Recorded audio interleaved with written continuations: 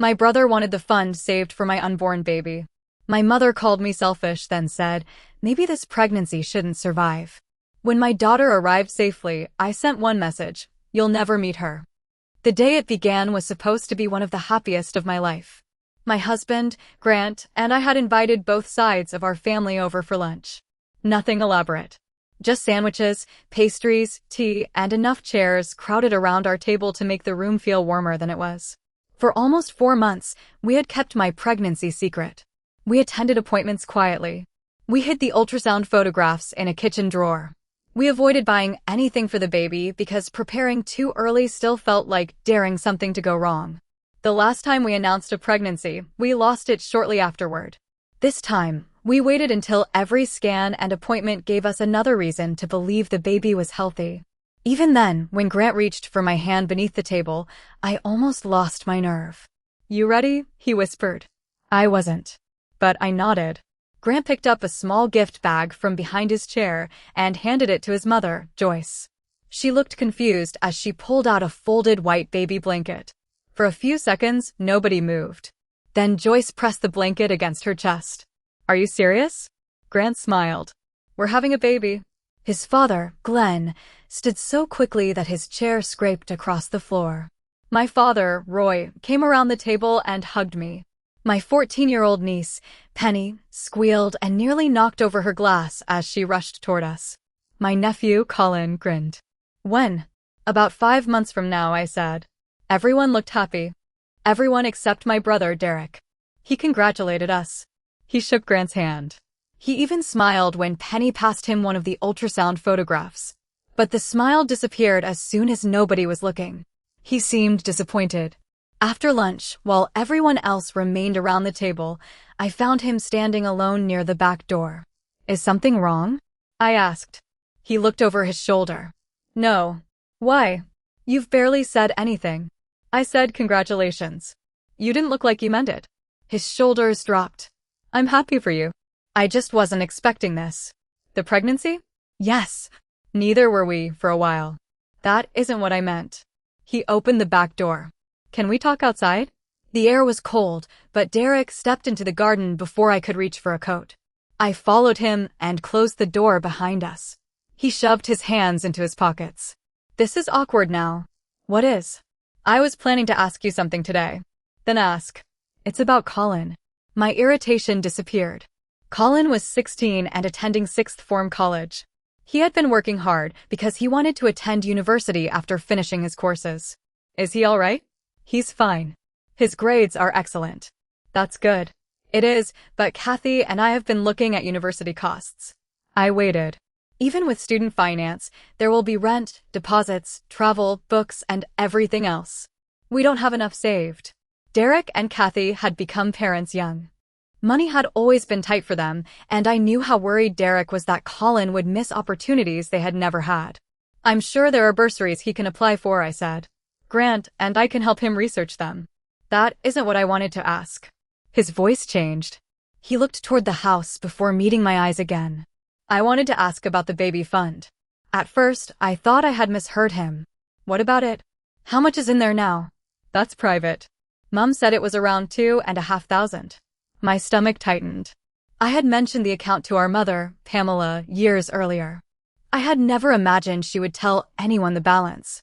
She shouldn't have discussed that with you. So it is around that much? Why are you asking? Derek inhaled slowly. I was hoping you might transfer it to Colin. I stared at him. Transfer what? The savings. To Colin. Yes. That money is for our baby.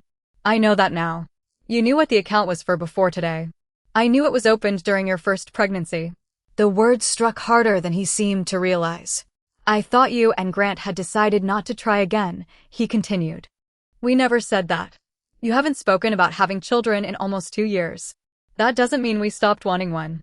I didn't know you were pregnant when I planned to ask. But I am pregnant. I understand that.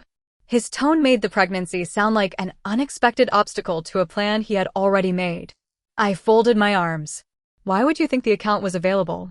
Because you weren't using it. We were saving it. For a child who didn't exist yet. My child existed before today. You simply didn't know. You know what I mean. No, Derek. I don't. He glanced through the window at Colin. Colin is 16. University is 2 years away. His need is real and immediate. So is this pregnancy. You're only 4 months along. The garden seemed to go silent.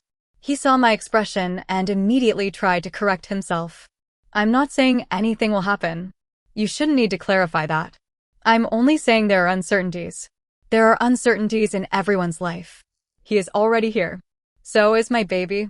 He needs the money sooner. The account had never been spare money.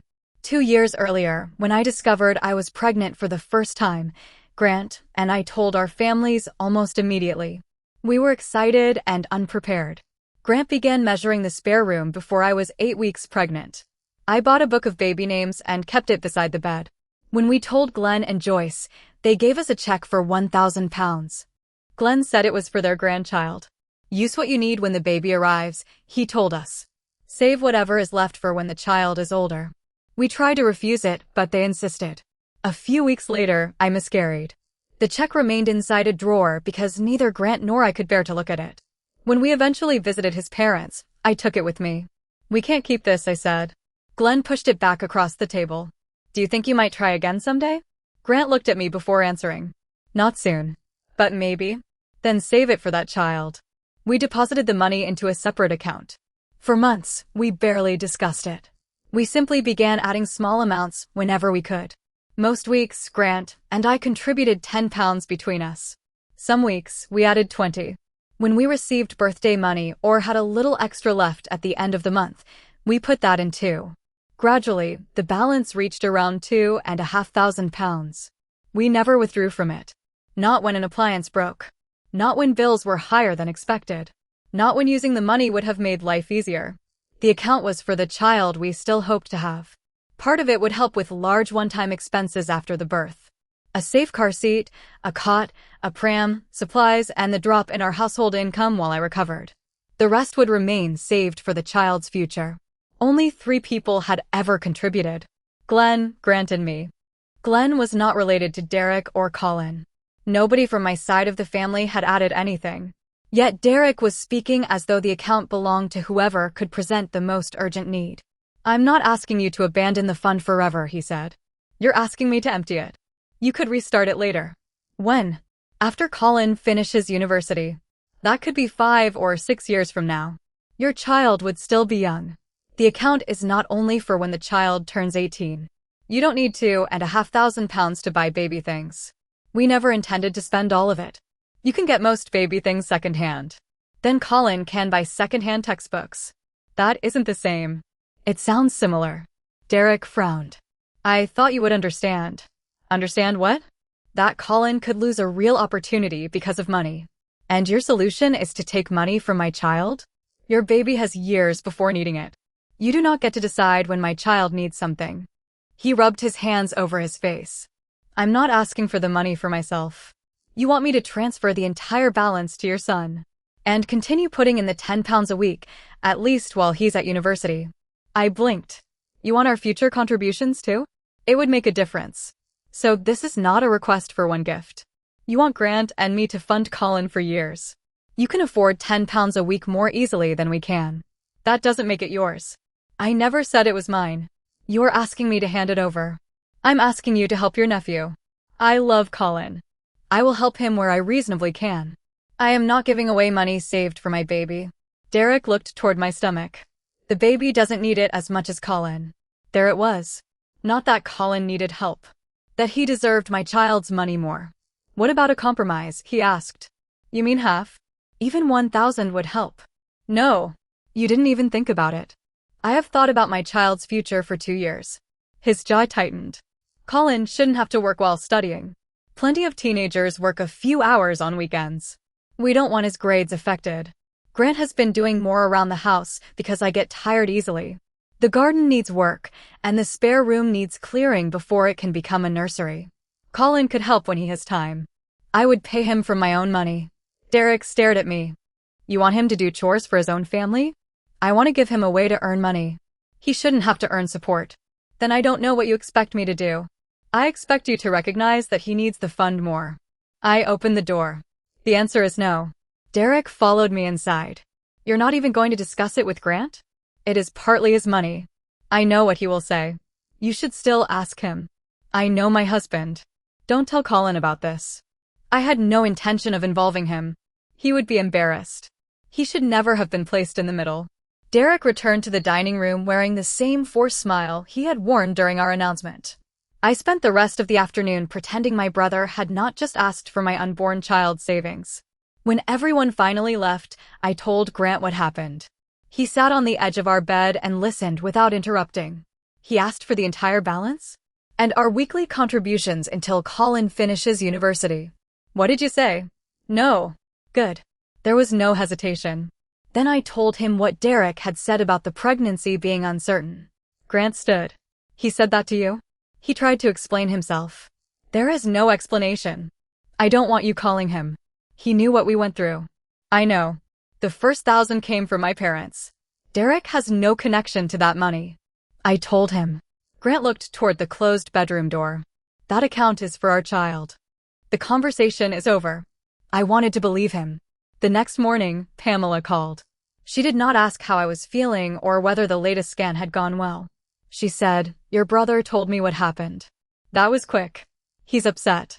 He asked me for my baby's savings. He asked you to help Colin. Those are different descriptions of the same request. Your baby isn't born yet. My hand moved instinctively to my stomach. I'm pregnant, Mum.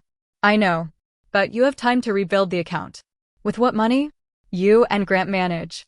So do Derek and Kathy. They earn less. That doesn't make our savings theirs. This is about family. Family. The word had started to sound less like love and more like an obligation only I was expected to meet. Did Derek tell you I offered to pay Colin for helping around the house? He shouldn't be exhausting himself when he needs to study. Clearing boxes for a few hours won't destroy his future. You don't understand because you don't have a teenager. No. I'm preparing for a baby. A baby who won't need university money for 18 years. The fund is also for expenses after the birth. You don't need thousands for that. That is not your decision. She sighed. You could give Derek half. No. 1,000 then. No. Even 500 would show you care. I do not need to give away my child's savings to prove I care about Colin. You can always save more. So can Derek. Her voice sharpened. He and Kathy sacrificed their opportunities to raise their children.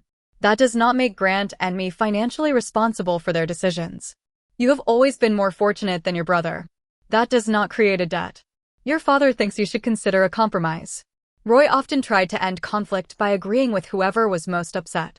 It was easier for him to suggest I surrender something than to tell Pamela she was wrong. I already considered it, I said. The answer is no. Pamela went quiet. Then she said, Glenn gave you that money during the first pregnancy. My chest tightened. He gave it for our future child. But that pregnancy ended. Do not use my miscarriage to argue that the money is available. That is not what I meant. It is what you said. I ended the call. By that evening, relatives had begun messaging me. An aunt asked why I was refusing to help Colin. A cousin said I could rebuild the fund once the baby was older. Roy sent a short message asking whether I could compromise so everyone would calm down. Nobody asked why Derek believed the money was his to request. To them, Colin was a teenager with an immediate need. My baby was still uncertain. Every argument carried the same unspoken implication. I had lost one pregnancy before. I might lose this one too. Pamela also contacted Glenn and Joyce. I was embarrassed that she had dragged them into the dispute, but Glenn sounded more offended than surprised when he called. I told her the decision belongs to you and Grant, he said. My heart sank slightly. So you think we should give it to Colin? No. His answer was immediate. I said it was your decision because the money was a gift. I do not control it after giving it to you. Joyce spoke from beside him. But it was given for our grandchild. Glenn continued. Not for someone else's university expenses. Not for your brother. Not for keeping the peace. Relief loosened something in my chest. We planned to use some for baby supplies and save the rest. That was always the purpose. I did not want you thinking we were misusing it. You are not misusing anything. His voice softened. You do not need anyone's permission to protect something entrusted to you. He was right. But after enough people called me selfish, I began examining every part of my decision. Maybe I was too emotionally attached to the account. Maybe the miscarriage had made me overly protective. Maybe Colin's needs were more urgent. Then I remembered that Derek did not simply want one contribution. He wanted the account and the habit that had built it. A week later, Colin arrived at our house alone. His bag was hanging from one shoulder. "Can I talk to you?" My first thought was that Derek had sent him. I invited him inside, and we sat in the living room. Colin looked uncomfortable. "Dad said you offered to pay me for some jobs." "I did. He said I wasn't allowed." "I know. He thinks I'll get distracted. He wants you to do well." "I already do well." There was more frustration in his voice than I expected. I asked if I could get a weekend job. He said no. I asked about helping at a cafe. He said no. He keeps talking about how much university will cost, but he won't let me earn anything. "Did your father explain why I made the offer?" "He said you felt guilty because you wouldn't help me." My jaw tightened. "Did he tell you what kind of help he asked for?" Colin shook his head. I had promised myself I would not involve him. But Derek had already involved him while hiding the most important part. "He asked me to give you the savings account grant, and I have for the baby." Colin stared at me. "What baby account?" I explained where the first £1,000 came from and how Grant and I had added to it. I did not describe every detail of the miscarriage. I only said Glenn had asked us to preserve the money for a future child. Colin's face turned red. "Dad asked you for that?" "Yes." "For me?"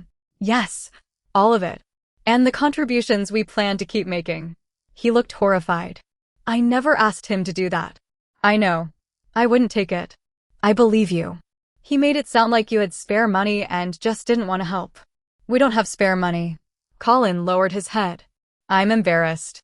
"You have no reason to be.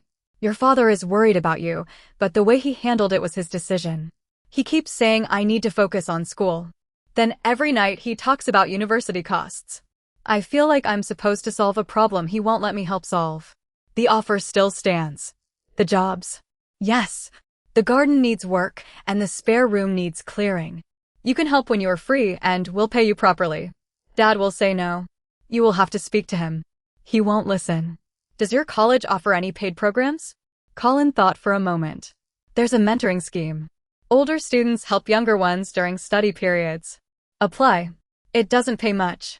Small amounts still add up. That is how we built the baby fund."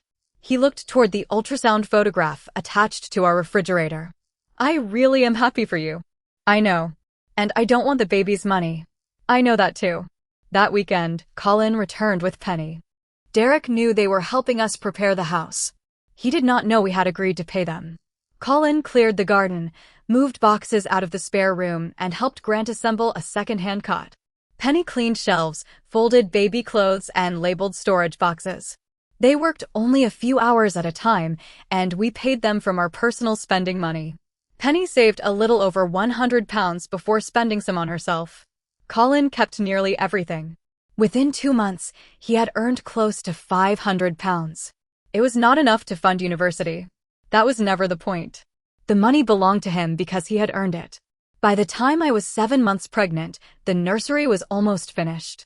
One evening, I stood in the doorway looking at the cot. For 2 years, the spare room had been a place I avoided. After the miscarriage, I kept the door closed because every empty corner reminded me of what it might have become. Now it had pale curtains, a small dresser, and a shelf of books Glenn and Joyce had collected. Grant came up behind me. "You all right?" "I'm trying to be." He rested his hands on my shoulders. "I still feel like preparing for her will tempt something to go wrong." He turned me gently toward him. "Something can always go wrong. That doesn't mean we aren't allowed to prepare for something good." For the first time, the nursery did not feel like a risk. It felt like hope. Then Derek discovered we had been paying Colin and Penny. I never learned whether one of them mentioned the money or whether he noticed Colin's savings. He called me furious. "You went behind my back." "They helped us, and we paid them." "I told you Colin wasn't allowed to work. He spent a few hours helping his pregnant aunt." "You manipulated him." "I gave him a choice." He is 16. In 2 years, you expect him to manage university. Right now, you don't trust him to clear a garden. This is not about the garden. No, it is about control. He went silent. Then his voice changed. "You think you're better than us because you have savings. I don't think I'm better than you. You and Grant are protecting money you don't need while my son worries about his future. We do need it. Mom said Grant's parents were already buying things for the baby. They have helped us, but that does not make the savings available to you. You could have helped Colin without losing anything. We would have lost the entire account. You could rebuild it. So could you. He hung up. A minute later, Pamela called. I ignored it. She called again, then sent a message accusing me of humiliating Derek and undermining him as a father. I replied that paying Colin for honest work was not humiliation. Her response came immediately. You have always been selfish, but this is a new low. Grant told me not to answer. I should have listened. Instead, I wrote, I lost one baby. I will not apologize for protecting what was saved for this one. Pamela called before I could put the phone down. This time, I answered. You think losing a pregnancy means nobody can question you, she said.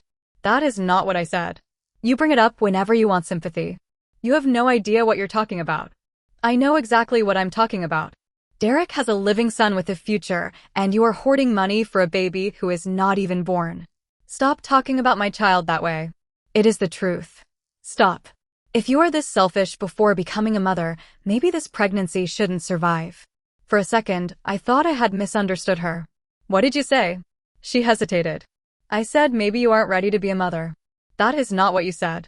You are twisting my words because you are emotional.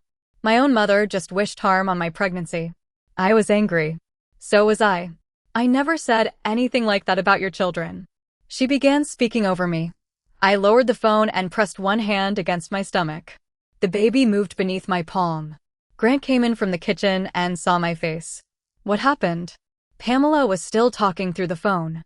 Grant took it from my hand. What did you say to her? He listened for a few seconds. Then his expression hardened. You will never speak to my wife that way again. He ended the call. I sat down. She said the pregnancy shouldn't survive. I heard. What kind of mother says that? Grant crouched in front of me. One who no longer gets access to you. I blocked Pamela that night. I blocked Derek too. The next morning, my cousin sent me screenshots. Pamela had posted online about an unnamed relative who cared more about money than helping a child achieve his dreams. Derek wrote that personal tragedy did not excuse selfishness and that he hoped some people's children would grow up with more compassion than their parents. Neither post explained where the fund came from. Neither mentioned that I was pregnant. Neither mentioned that Derek had asked for our future contributions as well as the existing balance. Relatives filled the comments with sympathy. Some of them knew the posts were about me. Then messages began reaching my account. People called me heartless. Some said I did not deserve to become a mother. A few sent disturbing comments about the pregnancy. I stopped reading after one message went too far. Grant saved screenshots, reported the accounts, and helped me deactivate my profile. For several days, every sound from my phone made my body tense. At my next appointment, I told the doctor what had happened.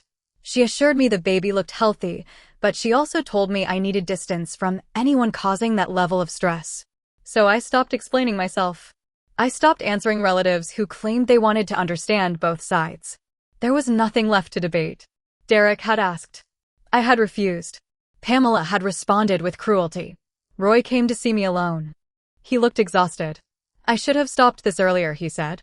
You asked me to compromise. I thought everyone would calm down if you gave a little. So I was supposed to pay for peace. He lowered his head. Yes. And I was wrong. Did you know what Mom said? Yes. What did you do? I told her I would not defend her. That is not the same as holding her accountable. No. At least he admitted it. Roy had not joined the public attacks, but he had spent too long treating cruelty as a disagreement that could be negotiated. I need distance from Mum and Derek. I understand. I also need you not to carry messages between us. I won't. Before leaving, he placed a small bag on the table. Inside was a knitted blanket for the baby. It did not erase his earlier silence, but it was the first time someone from my side of the family had given something without attaching a demand. Kathy contacted me privately a few days later. She apologized. She admitted she and Derek were scared about Colin's future, but she said Derek had not told her the full request beforehand. I thought he was going to ask whether you could contribute a small amount, she wrote. I did not know he wanted the account and the weekly payments. I believed her.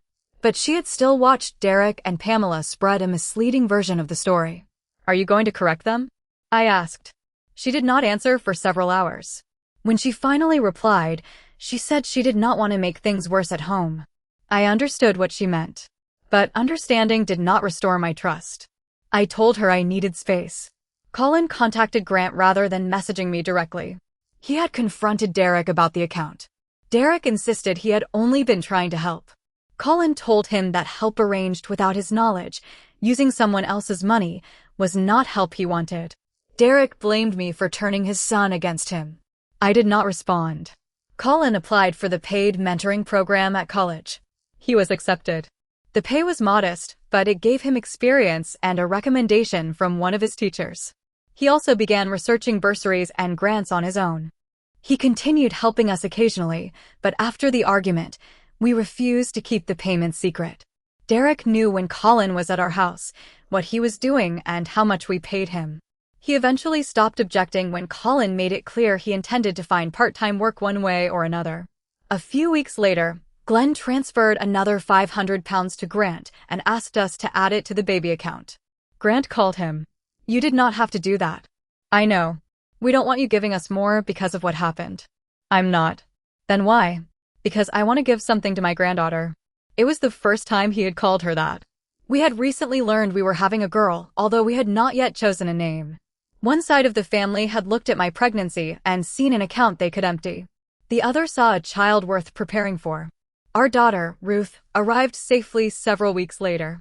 The labor was long, and by the time the nurse placed her against my chest, I was too exhausted to understand that the waiting was finally over.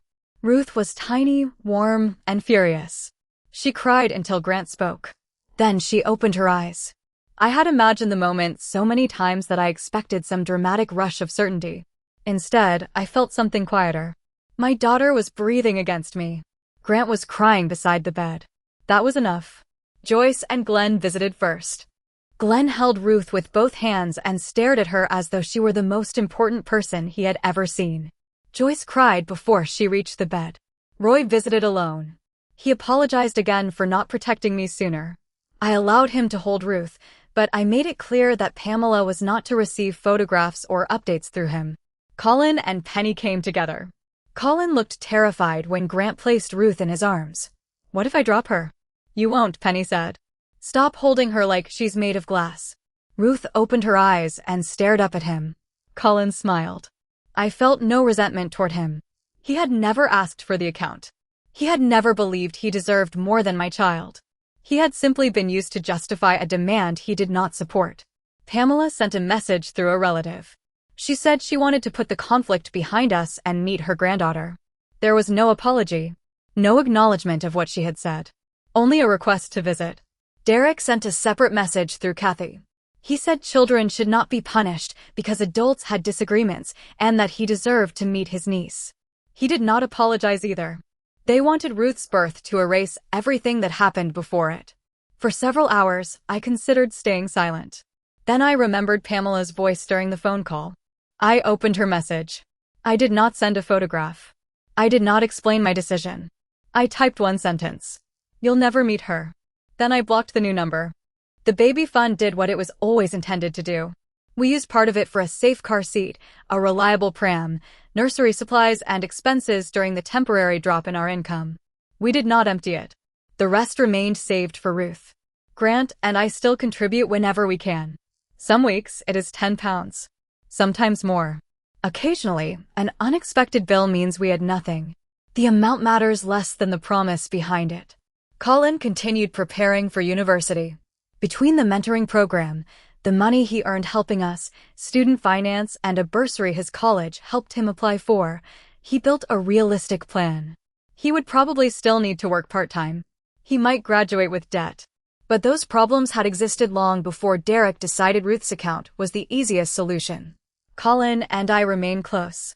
I do not criticize his father unless Colin brings up the conflict himself. He should not have to carry a family dispute that began without his consent. Penny visits whenever she can and insists Ruth likes her best. Kathy occasionally sends polite messages, but our relationship remains distant. Roy respects my boundaries. He visits alone and no longer pressures me to reconcile. Pamela and Derek still tell some relatives that I destroyed the family over money. I no longer correct them. The money did not destroy anything. It revealed what they believed they were entitled to. The nursery they said I did not need is now filled with my daughter's laughter. The account they wanted emptied still carries her name. And the nephew they claimed I refused to help is building his future with money he earned himself. I protected my unborn child's savings. My mother wished harm on my pregnancy, then expected access once Ruth arrived safely. Was I right to tell her she would never meet my daughter, or did I take my revenge too far?